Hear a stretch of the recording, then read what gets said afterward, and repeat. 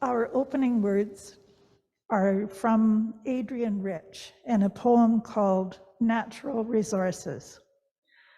My heart is moved by all I cannot save. So much has been destroyed.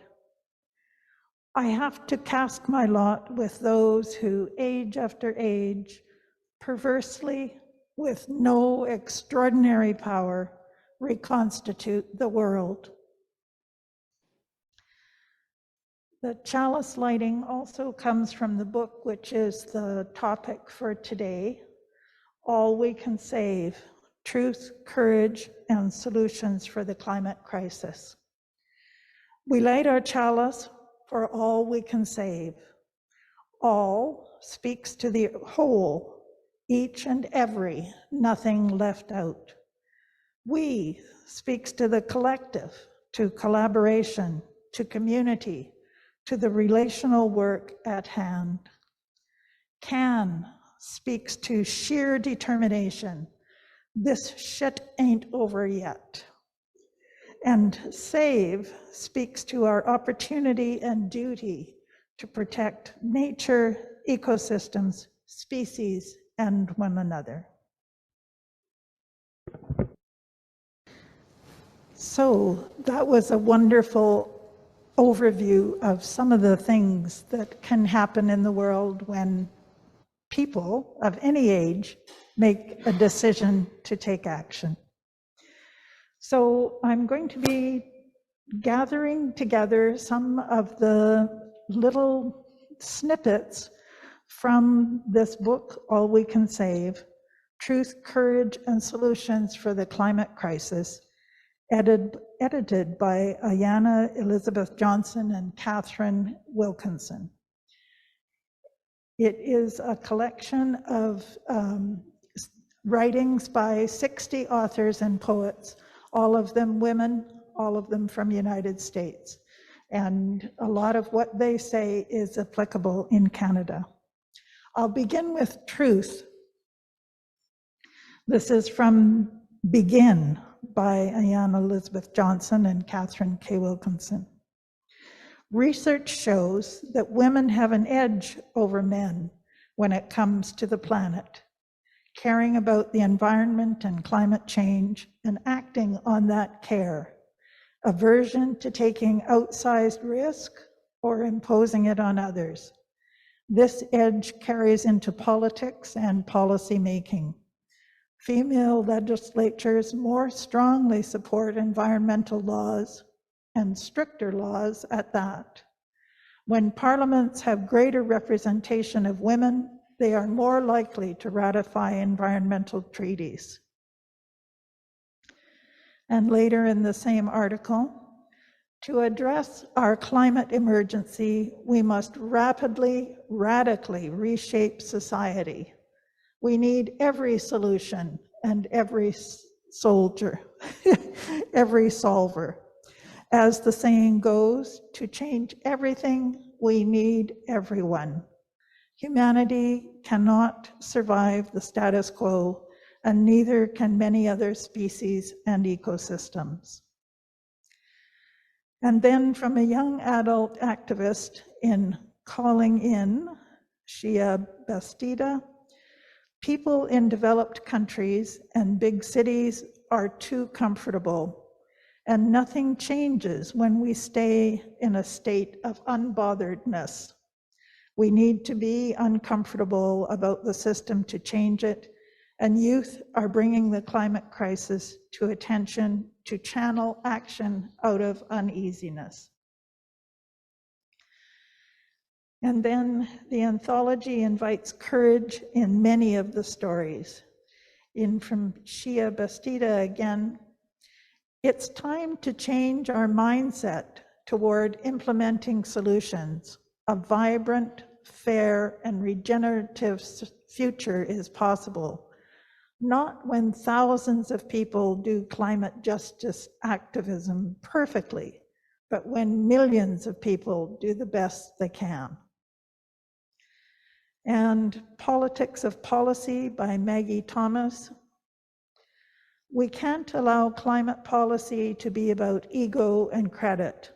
It must be about collaborating, building on another's work, and elevating the best ideas we have to solve the biggest problem humanity has ever faced. And Emily Johnson says in Loving a Vanishing World, here are two truths. To some of us, much of the time, it feels exceedingly unlikely that humans will survive this. Yet it's a simple fact that if we respond robustly, we can survive this. Despair is an accurate reflection of the peril we face, but it isn't a predictor of the future. It's devastatingly nearsighted. To see beyond what despair sees, to move from the feeling toward the possibility, calls for things we have in abundance: love, imagination, and a willingness to simply tend the world as best we can, without guarantee of success. Any one of these can get us started. And I bring you a small sampling of solutions suggested by the authors. And from Janine Benyus, Reciprocity, she writes, if humans are to help reverse global warming, we will need to step into the flow of the carbon cycle in new ways, stopping our excessive exhale of carbon dioxide, encouraging the winded ecosystems of the planet to take a good long inhale as they heal. It will mean learning to help the helpers, those microbes, plants, and animals that do the daily alchemy of turning carbon into life.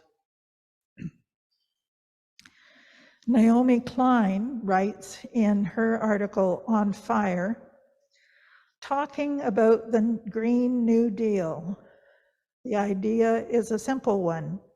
In the process of transforming the infrastructure of our societies at the speed and scale that scientists have called for, humanity has a once-in-a-century chance to fix an economic model that is failing the majority of people on multiple fronts, because the factors that are destroying our planet are also destroying people's quality of life in many other ways, from wage stagnation to gaping inequalities, to crumbling services, to the breakdown of any semblance of social cohesion.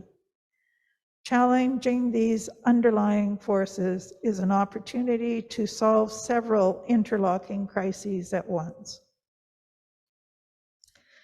And then Marianne Hitt writes an article called Beyond Coal, and she documents the campaign which has closed more than 300 American coal generation plants in 10 years. And she summarizes the 10 lessons that she's learned on that journey. Advocacy, grounded in strategy, is essential. Advocates need to understand economics. State and local decisions move the needle. And local pollution motivates action. Bold and clear goals enable open source campaigns. Environmental justice must be central. We can't leave people behind. Winning on electricity is foundational and catalytic. Fracked gas is a bridge to nowhere. And substantial resources deliver substantial results. Heather McGee writes, inequality and climate change are the twin challenges of our time, and more democracy is the answer to both. Fabiana Rodriguez, in Harnessing Cultural Power, writes, we must challenge the idea that some life matters more than other life. This means creating more stories that center the experience of human beings, showcase solutions, activate our human empathy, and help usher in another worldview. And finally, Becoming a Climate Citizen by Kate Knuth. This concept asserts that any chance of society gracefully navigating the climate crisis will take a renaissance of citizenship and civic life. Likewise, the scale and scope of the climate crisis mean that it will reshape citizenship in fundamental ways.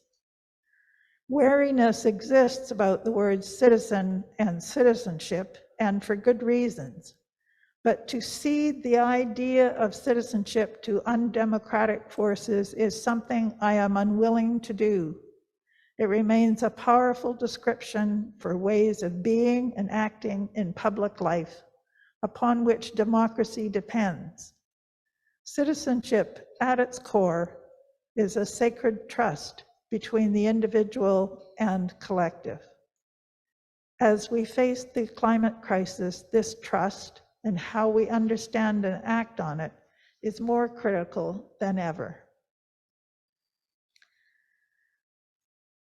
If you found these readings, snippets really, to be intriguing, please talk to me or to Mary about a study group starting in May called Circles, which is based on this book.